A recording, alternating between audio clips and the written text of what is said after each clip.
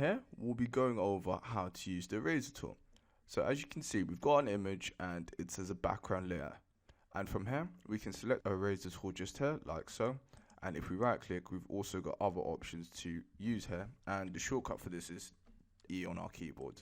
So from here, as you can see, if we just click and drag over areas, at the moment we're erasing our image and it's giving us the background color of white.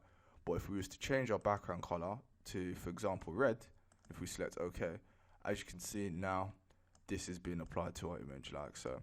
So if we do a Ctrl-O-Z to just step backwards here, and now if we right click and if we select the background eraser tool, as you can see now we're actually seeing our background like so.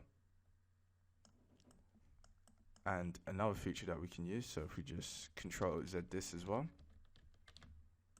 and if we right click and this time if we select magic eraser tool, this deletes portions of our image.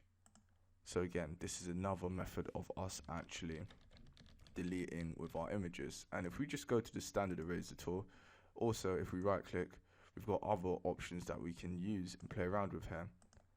And for example, if I was just to literally just click over, again we've got this function here and just various ways of us actually erasing with the eraser tool.